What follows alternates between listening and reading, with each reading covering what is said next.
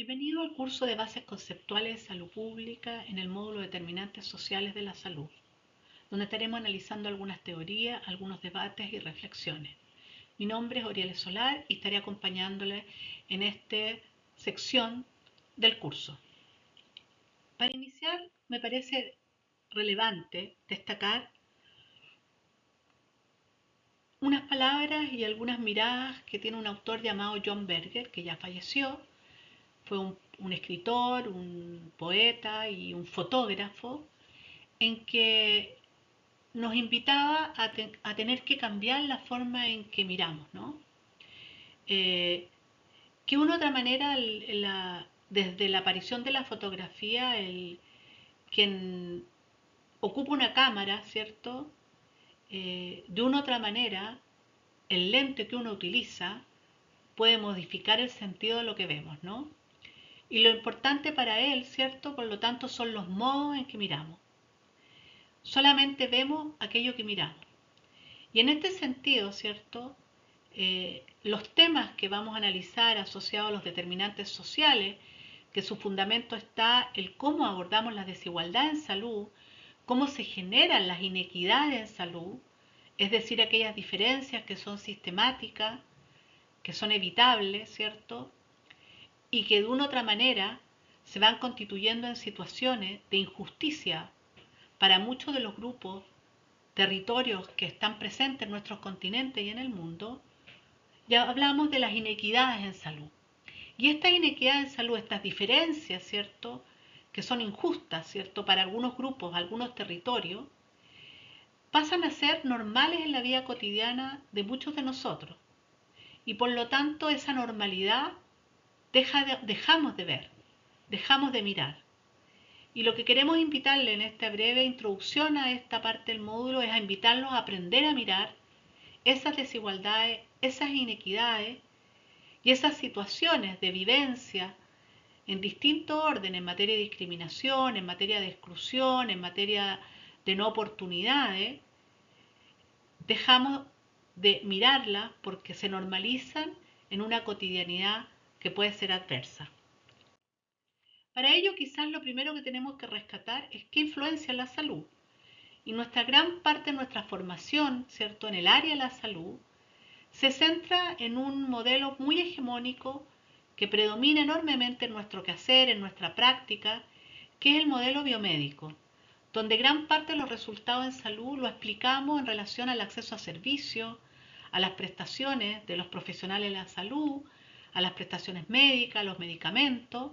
Sin embargo, cuando uno analiza los resultados en salud, ve que no más del 15 o el 25% o el 40%, depende de los estudios, tiene relación con los servicios de salud y que gran parte de los resultados sanitarios dependen de las condiciones socioeconómicas, de las condiciones ambientales y de otros aspectos clave que no siempre son considerados en el quehacer del desarrollo y de la intervención en materia de salud.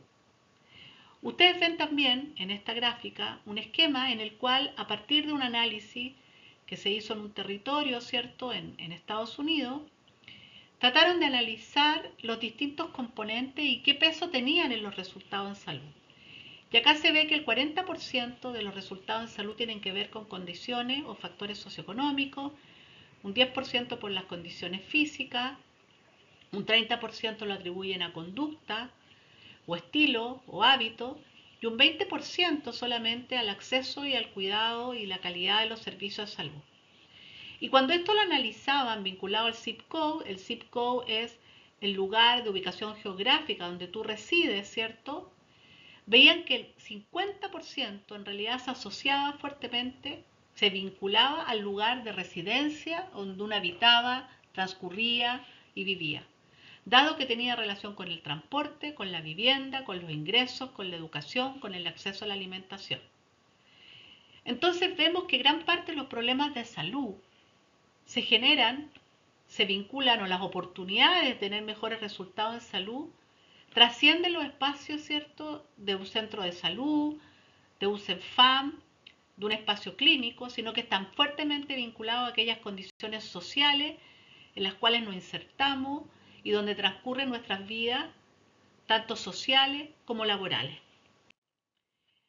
Un estudio, ¿cierto?, interesante que fue desarrollado, ¿cierto?, ya bastante en 2019, en el marco de una evaluación del reporte europeo con respecto al tema de desigualdad en salud y inequidad en salud, a través de las encuestas disponibles, que son armonizadas para la mayoría de los países de la Comunidad Europea, analizaron, ¿cierto?, ciertas contribuciones a la inequidad de salud a partir del autorreporte en salud y a partir de la satisfacción, digamos, con la vida y algunas preguntas vinculadas a los temas de salud mental. Para estos tres resultados de salud, ellos analizaron, ¿cierto?, de qué manera tenía el peso ciertas políticas públicas, ciertas intervenciones vinculadas a distintos sectores que estaban influyendo en la generación de inequidad en salud. Y a partir de ese análisis, ¿cierto?, que se conoce como descomposición, ¿cierto?, en términos de los atributos, vieron de que cuando analizaban la autopercepción de salud, que es un proxy importante de las condiciones de salud de la población, teníamos que un 10% tenía que ver con los servicios de salud. En naranjo tenemos los ingresos, ¿cierto?, y los niveles de protección social con un 35%, las condiciones de vida un 29%, el tema de capital social o cohesión social un 19% y un 7% con las condiciones de empleo y las condiciones de trabajo. Cuando analizaban el tema de salud mental, veíamos que no se modificaba grandemente los servicios de salud, pero sí se incrementaban los temas de seguridad en el ingreso y protección social, alcanzando un 46%. Y cuando veíamos los temas de satisfacción con la vida en términos más positivos, veíamos que se incrementaba en este tema de peso de desigualdad los temas de capital social, ¿cierto?, y cohesión social. Esto es para la realidad, ¿cierto?, en el contexto europeo. Probablemente el peso que tienen cada una de estas esferas en la realidad que tenemos en la región y específicamente en Chile es distinta, ¿no?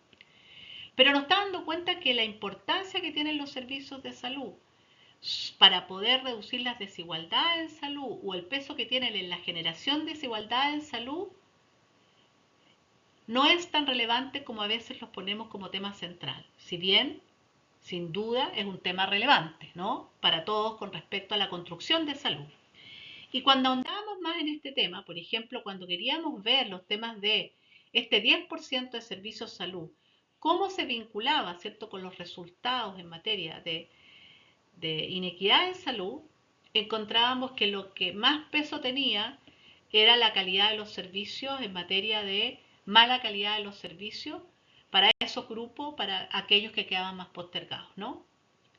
Y si nosotros analizábamos, por ejemplo, este 29% para autorreporte de salud, que tenía que ver con condiciones de vida y desglosábamos qué había ahí adentro, nos encontrábamos que un peso muy importante lo tenía la deprivación en materia del hogar, es decir, para homologable a la realidad nuestra, lo que son los asentamientos informales, lo que es vivienda precaria, ¿cierto? Lo que tenía que ver, ¿cierto?, con la deprivación en materia, ¿cierto?, de acceso a condiciones, ¿cierto?, de espacios verdes, a vecindarios inseguros, a hacinamiento, a baja calidad del aire, a la deprivación alimentaria, ¿cierto? Y vamos analizando cómo van apareciendo distintos ámbitos de las condiciones sociales y ambientales en que nos insertamos que tienen un impacto importante en la salud de las personas, pero sobre todo acá, cómo contribuyen a las inequidades en materia de autorreporte de salud en este caso. En este mismo sentido, ¿cierto? Y recordando algunos elementos de la epidemiología social y algunos hitos históricos, ¿cierto?, con respecto a esto, quiero traer acá un reporte que fue muy conocido en el año 82, desarrollado, ¿cierto?, en United Kingdom, que tiene que ver con el reporte que se le llamó The Black Report y que hablaba que la salud estaba dividida, ¿no? Y fue un reporte que marcó un hito a partir global y a nivel internacional de la inequidad en salud porque fue realizado, su nombre tiene que ver con este caballero, ¿cierto?, Sir Douglas Black, por eso el nombre del reporte, ¿cierto?, como Black Report, en el cual le encargan coordinar una comisión que estudia de por qué ciertos grupos y ciertos grupos sociales no alcanzaban los resultados esperados a pesar que los servicios en ese entonces de la estructura de servicios sanitarios de United Kingdom tenían cobertura universal, tenían la misma calidad de servicios para toda la población, tenían la misma oportunidad en materia del acceso, ¿cierto? Y por lo tanto, a pesar de aquello, no se presentaban enormes diferencias de acuerdo a la clase social. Ellos ocupan en muchas de sus estadísticas una clase social vinculada, ¿cierto?, a ciertas credenciales en materia educacional, a los niveles de posición social, ¿cierto?, dentro de la estructura laboral y la estructura, digamos, poblacional en Inglaterra, y la clasifican de 1 a 5, en el cual veía que el grupo 5, que es el grupo de la clase social, digamos, más desventajada, ¿cierto?, se repetía en forma permanente que tenían las tasas de mortalidad, ¿cierto?, que están acá estandarizadas, para los problemas respiratorios, para los problemas digestivos, para las enfermedades genitourinarias, para los problemas de neoplasma o cáncer.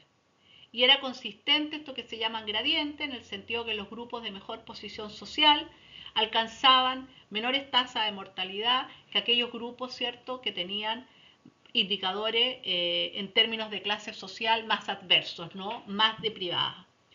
Entonces, la pregunta fue, bueno, parece que acá hay cosas que van más allá de los servicios de salud, dado que los resultados sanitarios siguen presentándose de manera desigual a pesar de que esos servicios están disponibles de igual manera para toda la población en términos de oportunidad, calidad y necesidad.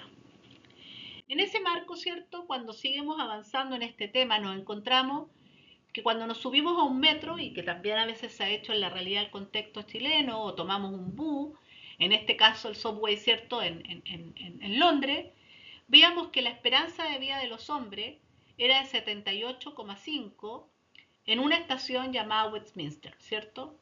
Sin embargo, cuando nosotros íbamos avanzando, Waterloo, íbamos por cada una de las distintas estaciones, veíamos que al avanzar, ¿cierto?, 6, 7 estaciones, y llegábamos a Canning Town, teníamos una esperanza, ¿cierto?, de vida de 73,6, o sea, 5 años de diferencia entre distintos distritos electorales. O sea, a pocos kilómetros de distancia geográfica había una esperanza de vida que variaba según los años, ¿no?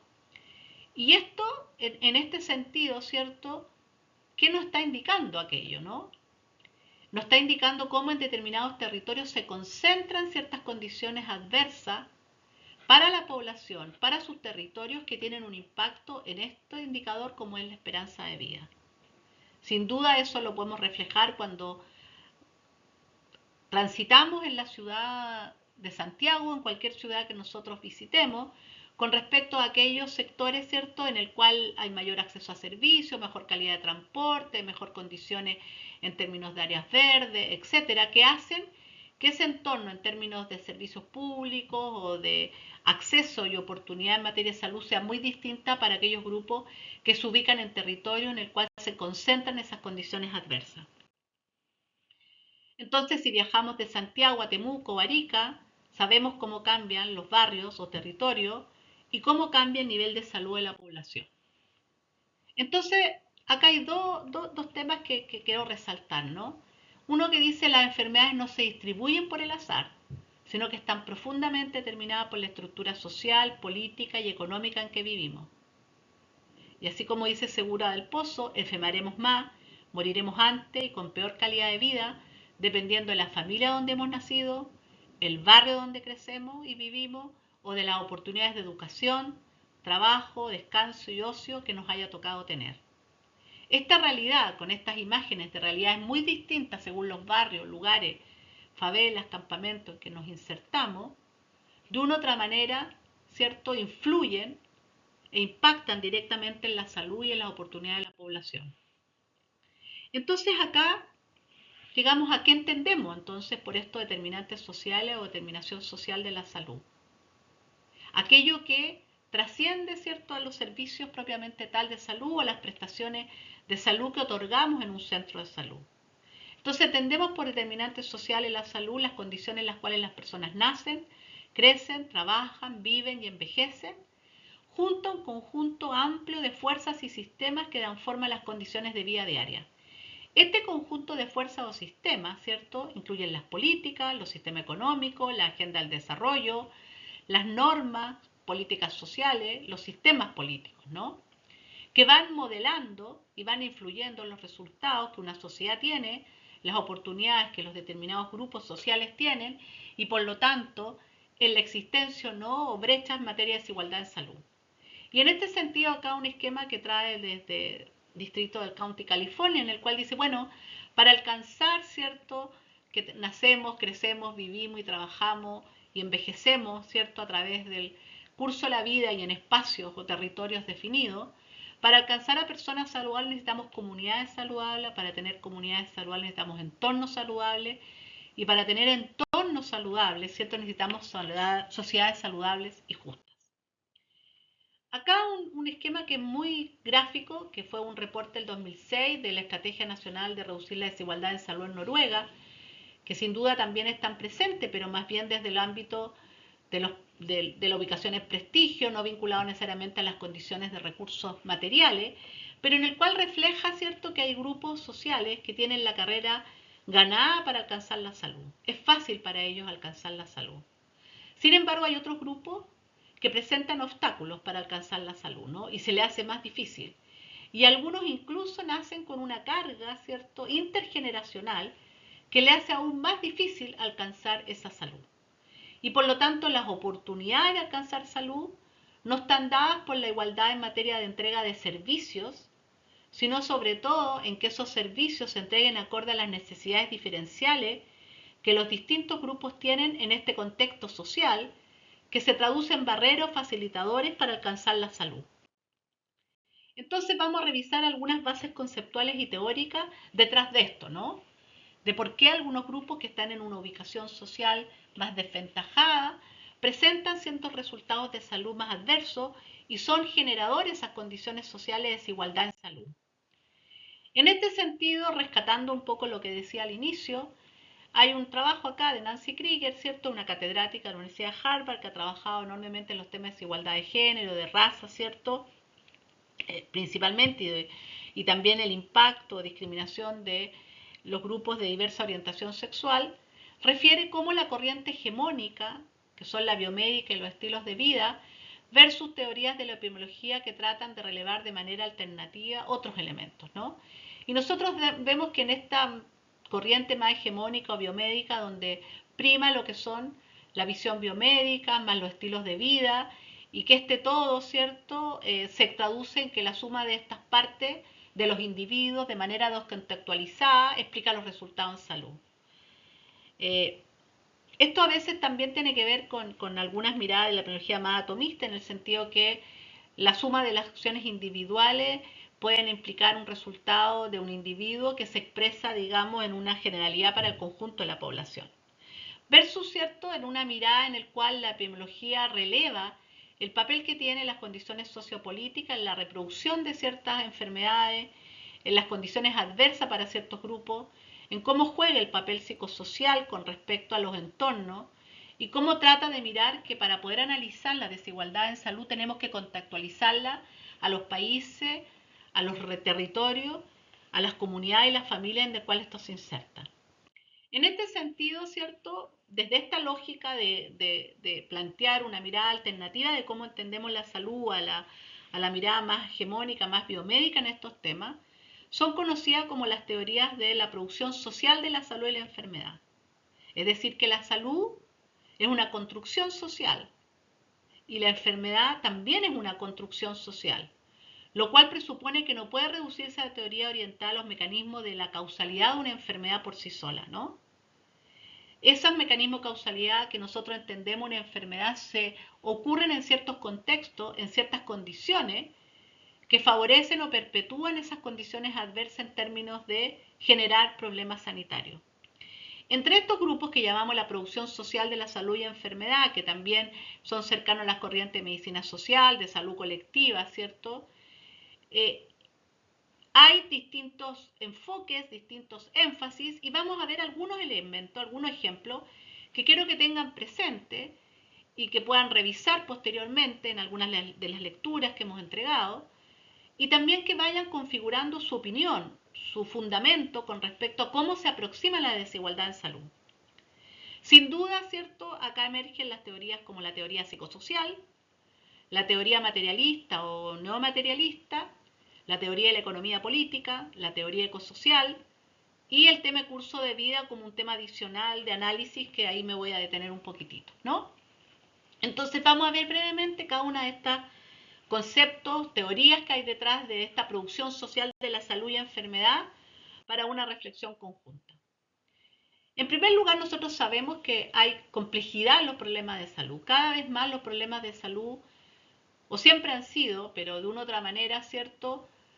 Vamos entendiendo que los problemas no son unicausales, sino que tienen muchas causas, que la multicausalidad por sí sola no lo explica, hay una complejidad, como por ejemplo acá vemos el modelo para controlar el tabaco, ¿cierto? Que requiere distintos niveles.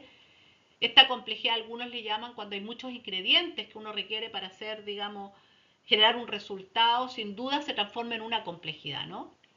Entonces, si uno plantea que los procesos biológicos están en la raíz de los problemas de salud y de los métodos de resolución de ellos, pero los procesos biológicos tienen lugar en contextos económicos, políticos, culturales específicos. Entonces, necesitamos conocer la forma en que los contextos sociales reaccionan a los procesos biológicos, así como conocer la forma en que los procesos biológicos condicionan la vida social.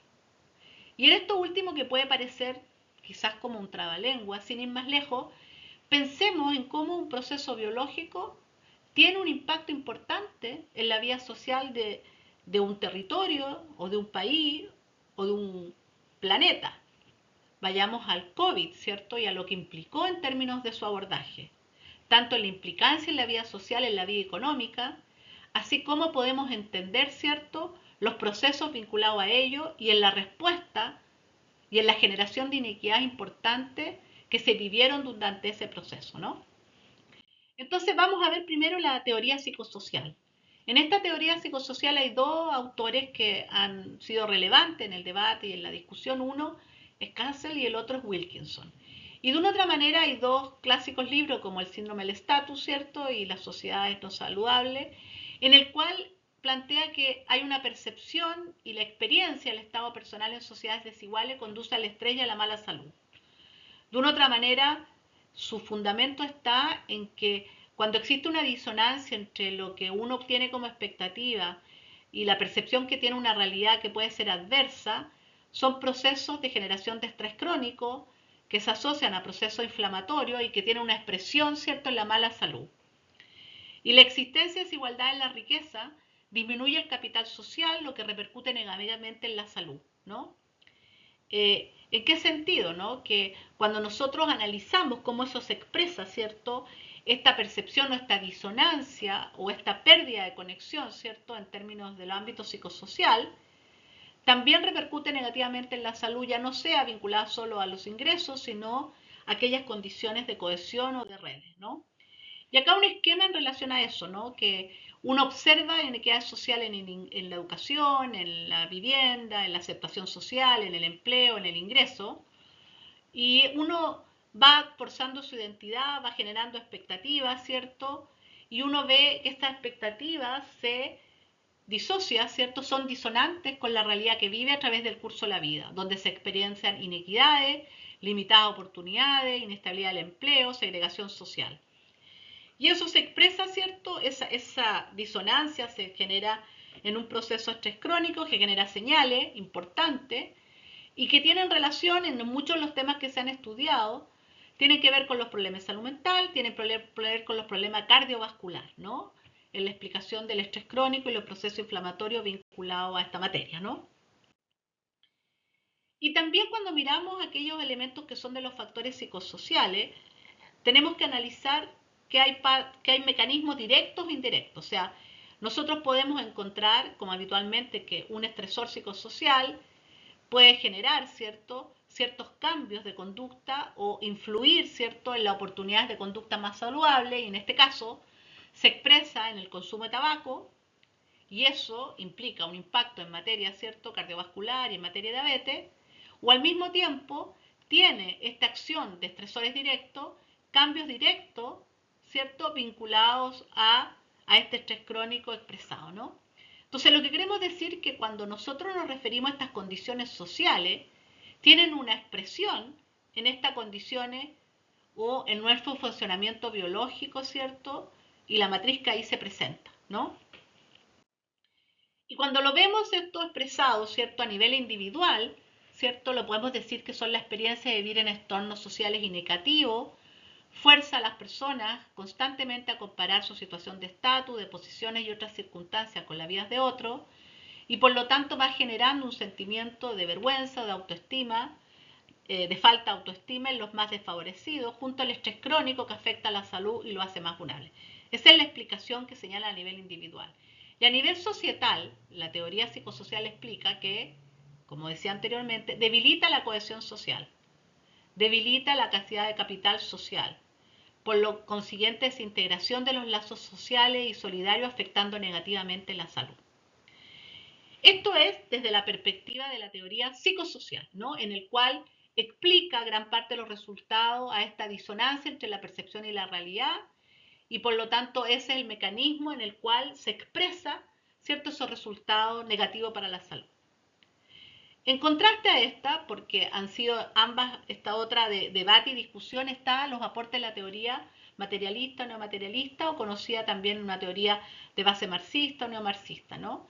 En el cual destaca que si bien la percepción es un tema importante, en realidad existen condiciones materiales concretas que hacen la diferencia entre los distintos grupos sociales. No es un tema solo de percepción, ¿no?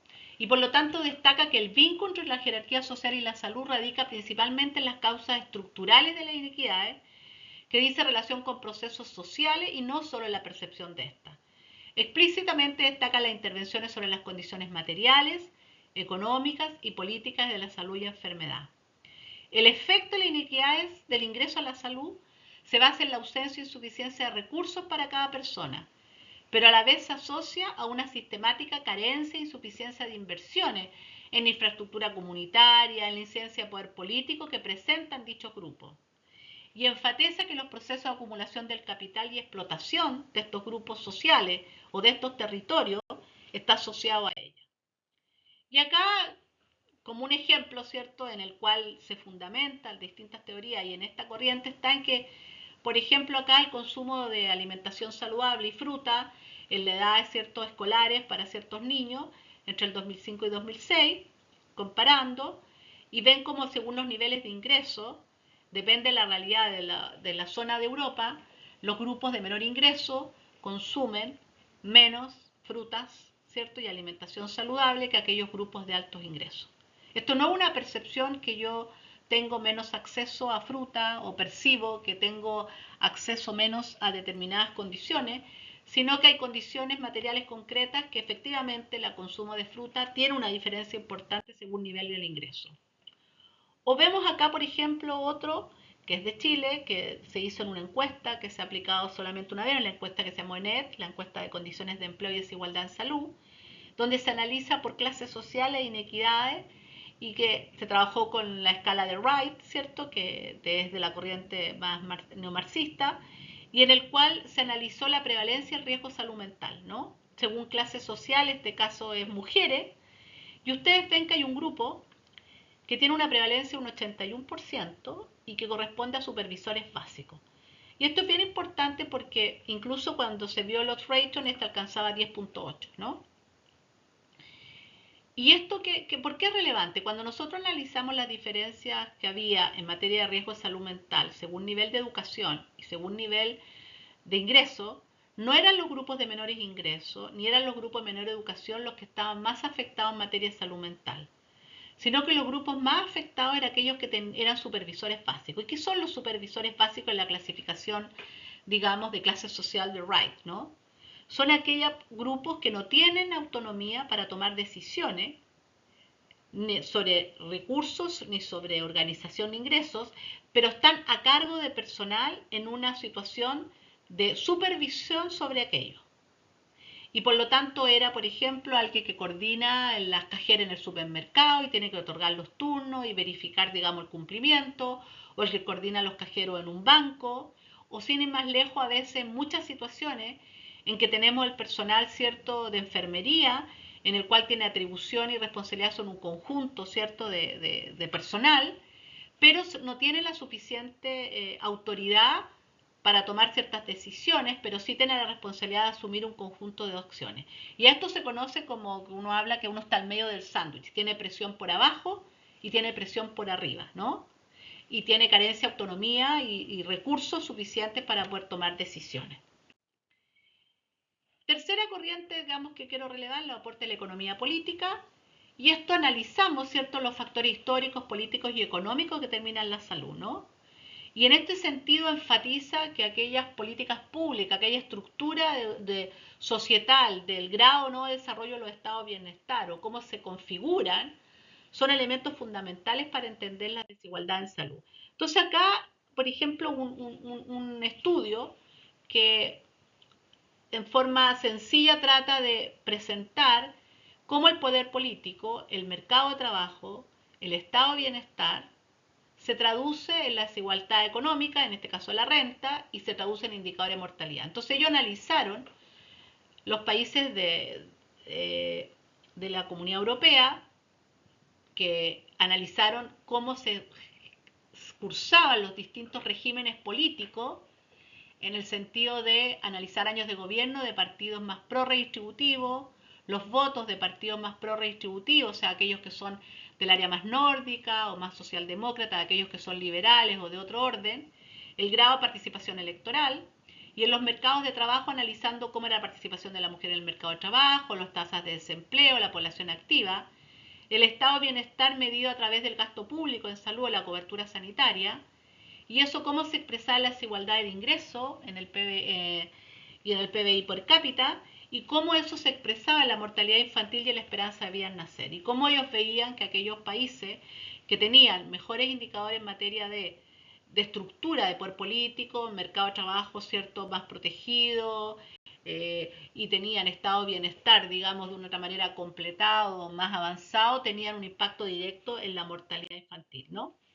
Y ellos vieron que el 20% de la diferencia en la tasa de mortalidad infantil entre los países podría explicarse por el tipo de estado de bienestar de alrededor del 10% para la tasa de bajo peso al nacer. O por ejemplo, desde otra perspectiva en esta misma línea, para un aumento del 10% del desempleo involuntario, la esperanza de vida se reduce en un año, ¿no? O sea, cada vez que aumenta un 10% el desempleo, nosotros podemos esperar que va a reducirse un año la esperanza de vida en ese país. Y acá, en este mismo sentido, para entender esta visión de la economía política, ¿no? Acá tenemos una buena salud de la población, ¿cierto?, en un output final, y se dice acá que esto depende de las condiciones de trabajo saludable que tengan los trabajadores, ¿cierto?, vinculado a los altos salarios y beneficios sociales, pero esto tiene relación directa con si las relaciones de empleo son saludables, ¿no?, para generar esas condiciones de trabajo saludable y mejores salarios y bienestar. Y poder tener relaciones de empleo saludables está en directa relación con los estados de bienestar robustos, que protege o que estimula o desarrolla esos ámbitos, la capacidad de negociación de los trabajadores, o sea, una capacidad de fuentes de poder con respecto a incidir con respecto a estas relaciones de empleo saludables, y que sin duda eso a la vez está vinculado con los regímenes políticos. No son cosas que no están vinculados. Los regímenes políticos no están ajenos al grado de capacidad de negociación de los trabajadores y del grado de cobertura o no en materia sindical, o cómo se promueve, ¿cierto?, el grado de cohesión de los trabajadores y que tengan capacidad de negociar, y tiene relación con los estados de bienestar, ¿no? Y que a la vez los estados de bienestar son un efecto modificador, ¿cierto?, sobre estos resultados entre buena salud en la población. Entonces quería mostrar esto, y acá un último, de virar este tema de economía política. Acá tenemos, por ejemplo, cómo entendemos las políticas para poder generar mayor igualdad en materia de género, ¿no? Y cuando miramos gender inequality o vendamos gender equality, sin duda no solamente tenemos que ver aquellas políticas que promueven en términos de igualdad de género en materia del uso del tiempo, ¿no? Y acá hay varios temas con respecto a cómo se valoriza el tiempo parcial, cómo se valoriza, ¿cierto?, el ingreso al mercado laboral de manera más tardía por la carga, ¿cierto?, de cuidado y otra, cómo se entiende, ¿cierto?, las responsabilidades frente a lo que significa los cuidados, ¿cierto?, de terceros, cómo se estructuran las políticas de familia, ¿no?, en términos de lo que son los derechos en materia parental leave o paternal leave, ¿cierto?, cómo se promueven las políticas, ¿cierto?, en materia de igualdad del ingreso, cómo son las políticas de empleo en facilitar ese ingreso y esa permanencia o estabilidad, y en materia de pago, cómo se promueven esas políticas, ¿cierto?, que promueven una mayor representación política en materia de la diversidad de género existente. Entonces, cuando nosotros miramos Gender Equality, tenemos que mirar este conjunto de políticas y que desde la economía política enfatiza para poder tener los resultados y los avances en esta materia. Una cuarta teoría que quiero destacar son los aportes de la perspectiva ecosocial, ¿no? Y esta perspectiva, ¿cierto?, intenta integrar los determinantes sociales y lo biológico y trata de incorporar las distintas corrientes, tanto la teoría psicosocial, la teoría más materialista o no materialista y la teoría de la economía política, ¿no? Y trata de enfatizar, ¿cierto?, cómo estos determinantes no solo biológicos y psicológicos personales, sino político, económico, ecológico, sociales, demográficos, históricos, afectan nuestra salud. Y ella acuñó un término que ha sido bastante utilizado, en que habla del embodiment o encarnación, que como se incorpora debajo de la piel el concepto a cómo incorporamos biológicamente el mundo material y social en que vivimos. Las personas, dice, incorporan biológicamente sus experiencias de desigualdad social desde la vida intrauterina hasta la muerte, ¿no? Y acá tenemos uno de sus planteamientos, en el cual abajo tiene cómo enfatiza el tema de curso de vida, cómo los contextos históricos y sociales y a través de generaciones van reproduciendo ciertas condiciones adversas, cómo ponemos como eje, ¿cierto?, lo que es la clase, la inequidad de clase, la inequidad de género y la inequidad racial o étnica. Uno podría aquí hablar de que en el fondo habla de distintos modelos, distintos modos de opresión, que se ha relevado, ¿cierto?, desde sus orígenes como lo que conocemos la interseccionalidad, y por lo tanto cómo juega ahí el tema de la economía política y ecológica en el sentido de cómo hoy en día también analizamos cuando vemos, digamos, las distintas situaciones, cómo el modelo, ¿cierto?, en materia extractivista predominante para muchos de los países de nuestra región, agrega un elemento de lo que hoy en día conocemos, ¿cierto?, como el calentamiento global y el impacto del cambio climático, ¿no? Y cómo esto se da en distintos niveles, ¿no? Que un poco trata de dar esta mirada, ¿cierto?, más integral en un esquema que les puede parecer, ¿cierto?, difícil de entender, pero al mismo tiempo mostrar esta complejidad que tiene estos temas. Una quinta perspectiva, ¿cierto?, que quiero señalar y probablemente para ustedes sea más cercana o la han escuchado más frecuente, tiene que ver con el curso o trayectoria de vida, ¿no? Y que explora cómo diferentes determinantes sociales operan y acumulan como ventaja o desventaja a lo largo de distintas etapas de la vida. Y acá un tema importante, en todas las previas que yo he señalado, o sea, si no de manera tan explícita, pero en la teoría psicosocial, de una u otra manera, cuando aduce situaciones adversas, está relevando una posición de mayor exclusión o subordinación. En el caso de la teoría materialista y en el caso de la economía política, enfatiza fuertemente que acá el centro de cómo se generan las desigualdades tiene que ver en cómo se genera poder y cómo se ejerce ese poder desde aquellos que tienen atribuciones mayores en esa materia, ¿no? En términos de acciones de explotación, de sumisión o de subordinación. Lo mismo que en la teoría ecosocial. En el caso del curso de vida o trayectoria de vida no enfatiza tanto el foco en materia de poder, ¿no? Más bien trata de analizar cómo ocurren ciertos procesos y que tenemos que considerar en materia de curso de vida. Ellos plantean los temas de periodo crítico, ¿cierto? Cómo hay etapas clave en el curso de la vida que son fundamentales para el curso de desarrollo que van a tener las personas. Enfatiza los procesos de acumulación en materia adverso positivo que se dan a través del curso de la vida. Enfatiza el modelo de los pathways, que son gatilladores, ¿cierto?, o generadores de un curso distinto con respecto a en qué momento se presenten. Y los últimos años, en la última década, ha estado muy presente también aquellos modelos que incorporan en materia de curso de vida para entender la desigualdad de lo que es la movilidad social y la acumulación social y protección social. Entonces acá hay un ejemplo, ¿cierto?, que fue en un reporte ya hace bastante tiempo atrás, pero es muy clásico, de Marmot Review, que se hizo en Inglaterra el 2010, en el cual se analizó, ¿cierto?, el desarrollo temprano cognitivo de niños de una cohorte de 70 y que se siguió, ¿cierto?, por 22 meses hasta los 10 años, ¿no? Desde los 22 meses hasta los 10 años, ¿no? Y en esos niños ellos evaluaron un score, ¿cierto? En términos de desarrollo cognitivo. Y ellos vieron, ¿cierto?, que en este score ustedes ven en tono color azul oscuro, o sea, en verde oscuro, los estatus de alto nivel socioeconómico, en verde claro los de bajo nivel socioeconómico. Y ellos veían que el score, ¿cierto?, que había a los 22 meses, algunos niños de alto y bajo nivel socioeconómico lo tenían alto, y algunos niños de alto nivel bajo económico lo tenían bajo. Pero a través del curso, hasta la edad, digamos, de los 10 años, se va viendo que en general todos aquellos que tenían un score, digamos, de los de alto nivel socioeconómico, tendieron en el tiempo a mantener o elevar esos niveles, digamos, del score de capacidad cognitiva. Sin embargo, para los de nivel socioeconómica baja, ¿cierto? Se vio un descenso, ¿cierto? En esto que está en verde claro, de esa score de los 22 en el curso de alcanzar hasta los 10 años. Y cuando analizaron estos temas que ocurría, resulta que ellos veían cómo afectaba los niveles socioeconómicos de la familia y factores en el desarrollo infantil. Resulta que en materia de bajo peso nacimiento no había gran diferencia, ¿no? Pero sí había una cosa importante de mayor de bajo peso nacimiento en los niveles socioeconómicos más bajos, pero no era una cosa importante. Sin embargo, ¿qué destacaban? Que las mujeres que sufrían depresión postparto era mucho mayor en los niveles socioeconómicos bajos. Que los niños que se les leía cada día, desde los 3 años, ¿cierto? Eran los de niveles socioeconómicos altos.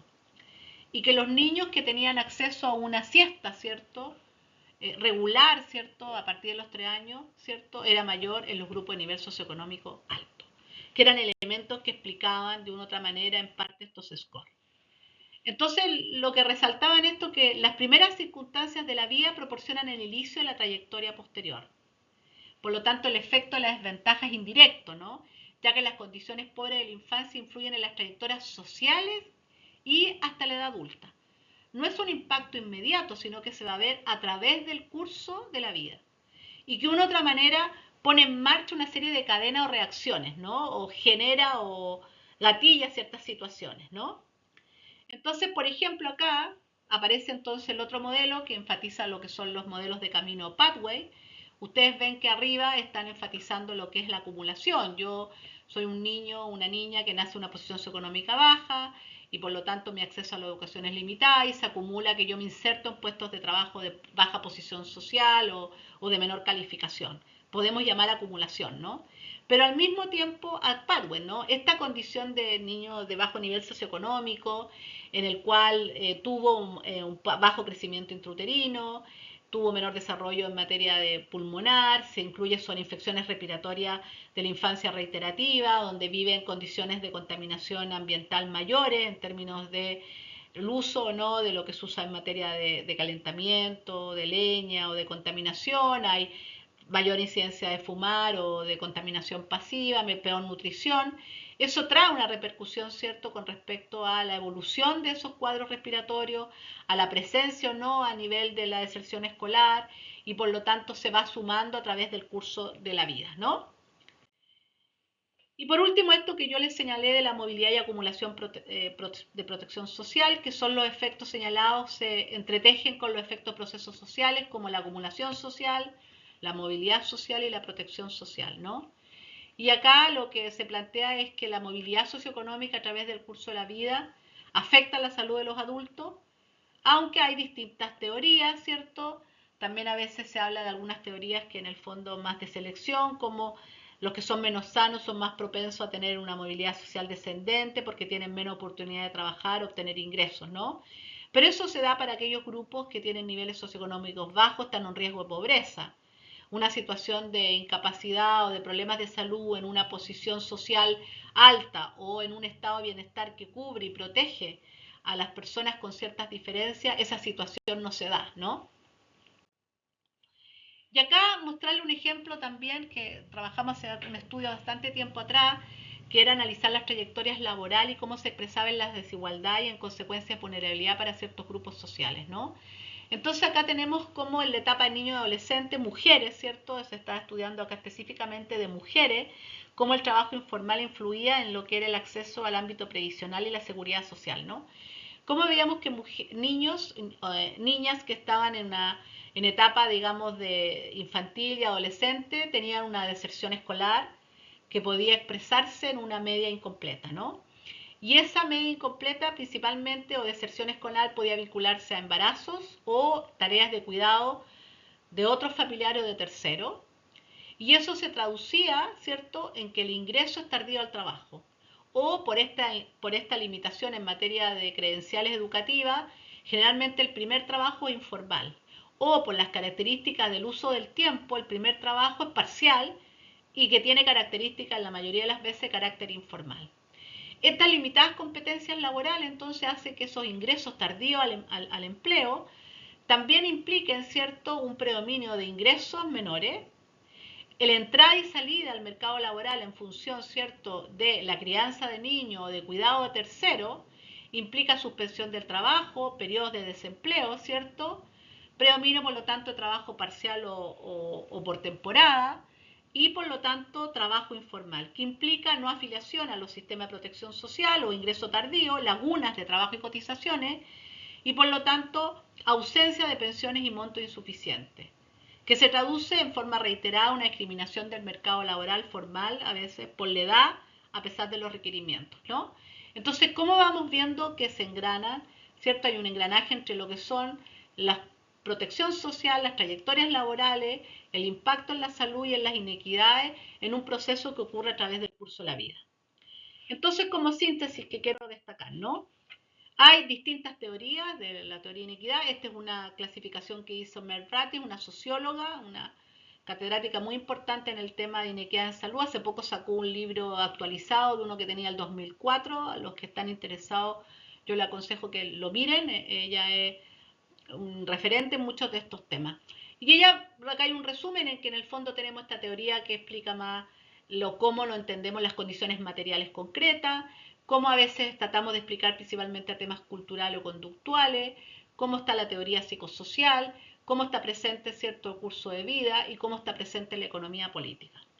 Acá hay miradas que tienen que ver cómo entendemos la sociedad y cómo relevamos ciertos ámbitos, ¿no? Para algunos en particular, ¿cierto?, los temas de las condiciones materiales concretas y la economía política son fundamental para entender las desigualdades porque apunta y enfatiza aquellos de orden estructural que está generando las desigualdades. Para otros, ¿cierto?, el efecto en materia de psicosocial más bien definen estrategias de abordaje o mitigación de aquellas consecuencias que tienen la desigualdad en salud, o plantean que más bien las intervenciones en el ámbito psicosocial pueden resolverse a través de generación de capital social o de intervenciones individuales, ¿no? Y algunos hacen la crítica que eso implica no mirar las responsabilidades del ámbito gubernamental estatal que se tiene en esta materia y perder la perspectiva de ciertas globalizaciones que son necesarias abordar en el impacto que hoy en día tiene la desigualdad para el conjunto de los territorios, de los países y de la sociedad. Por lo tanto, esas reflexiones son las que nosotros esperamos que ustedes realicen y que puedan entender que todas estas teorías y aportes, depende de lo que yo quiera investigar, estudiar o analizar, pero todas ellas están jugando un peso importante en los resultados sanitarios.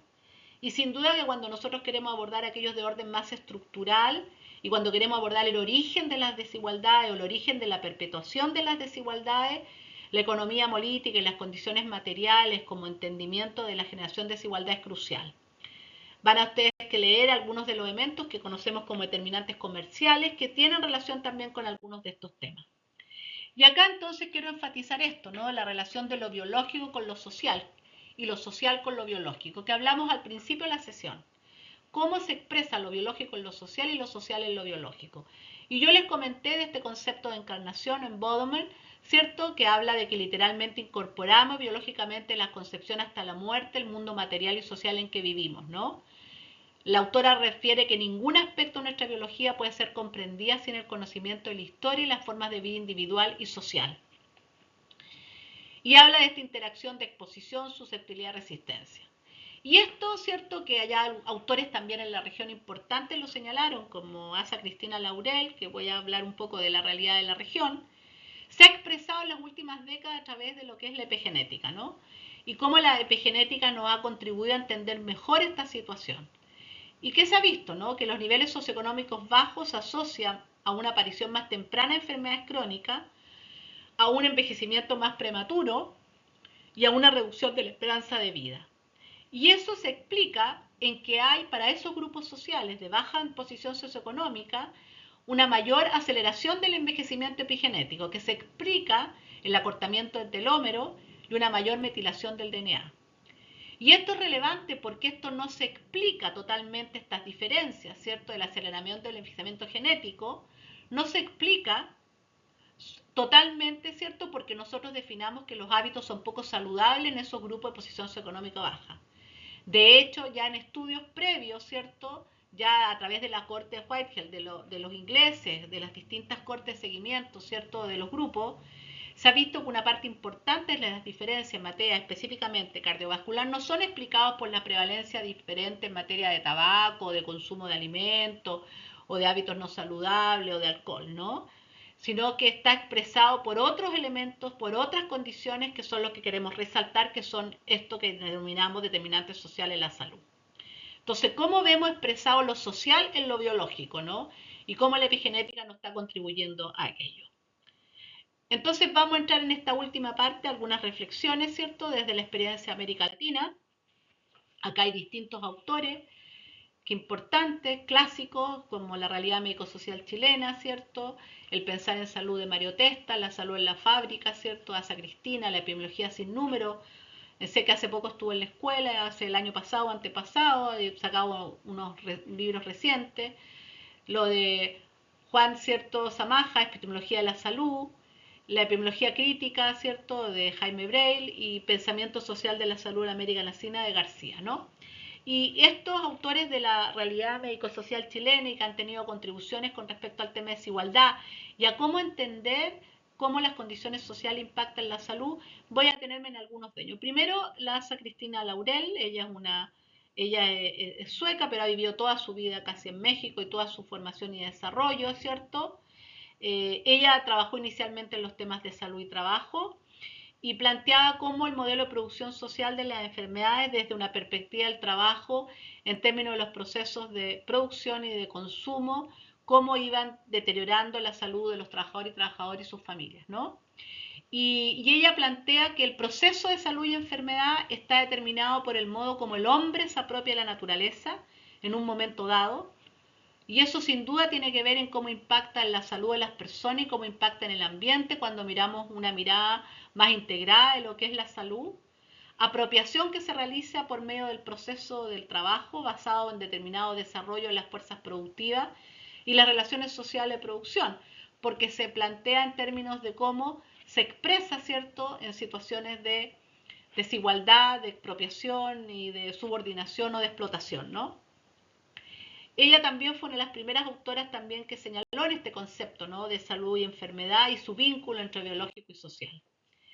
Tenemos por otro lado a Jaime Breil, que es uno de los clásicos de epidemiología crítica, ¿cierto? Y que su concepto más que de encarnaciones lo habla de subsunción, ¿cierto? En el cual lo social subsume, ¿cierto?, esto biológico. Y nosotros habitualmente lo miramos como por algo separado, o a veces lo social lo definimos como un contexto que está totalmente ajeno a lo que está ocurriendo en materia de resultados sanitarios, ¿no?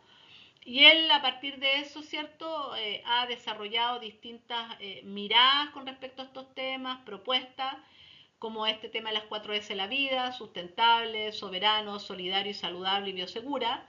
Y también cómo ha relevado que cuando nosotros hablamos con respecto a cómo se insertan ciertas condiciones que son adversas sociales en los territorios, trata de enfatizar que son los modos de vida, ¿no?, que también hacía referencia a Cristina Laurel.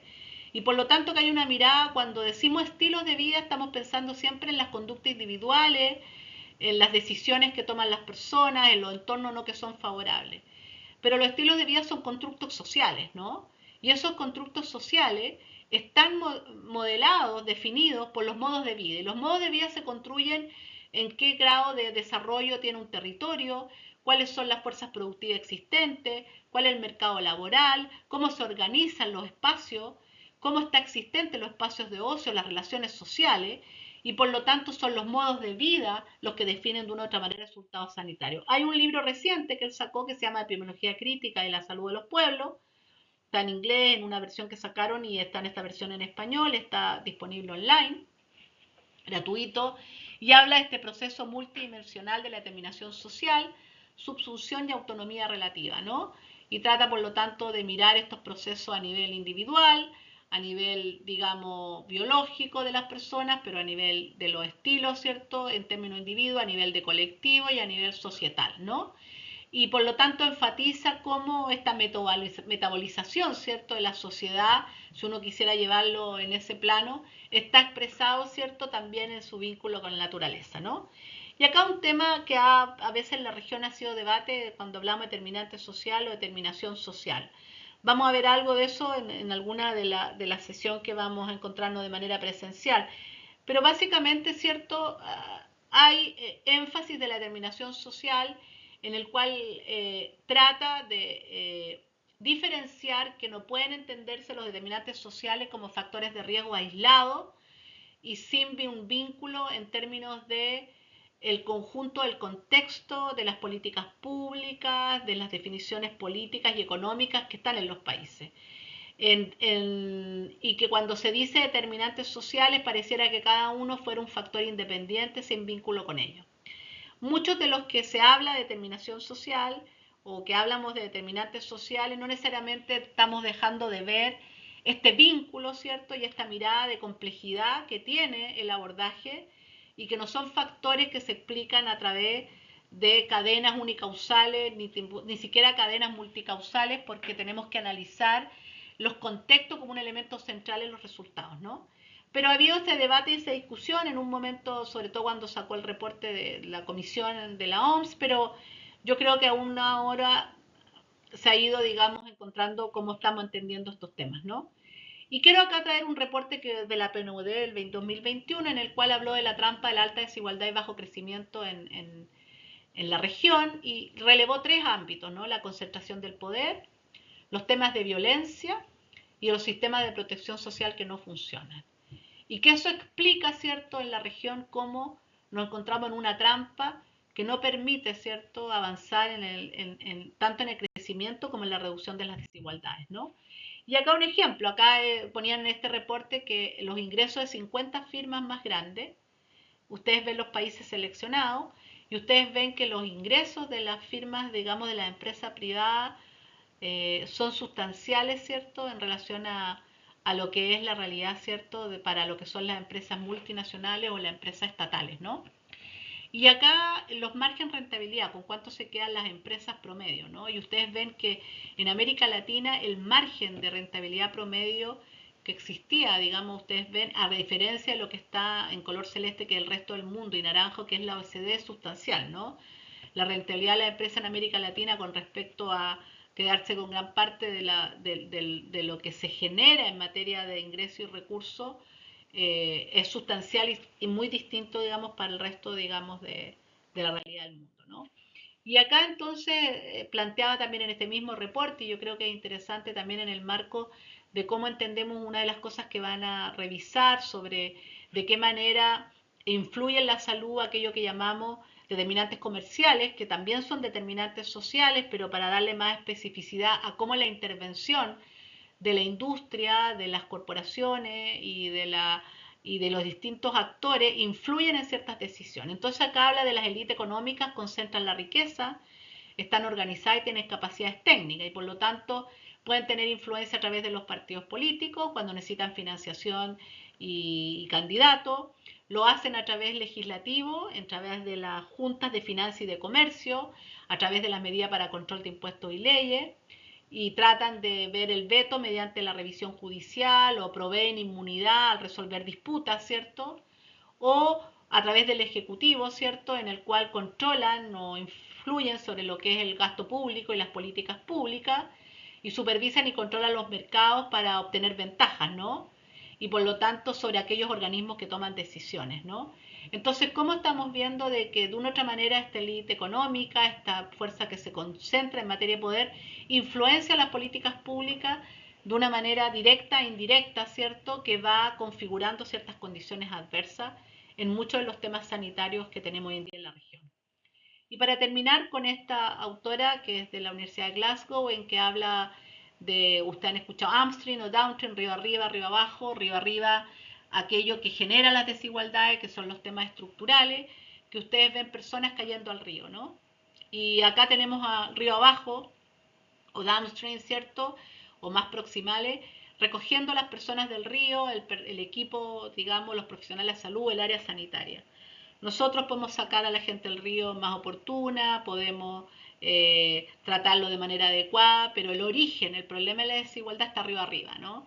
Y por lo tanto es ahí donde tenemos que apuntar a las intervenciones y las políticas públicas para reducir las desigualdades en salud.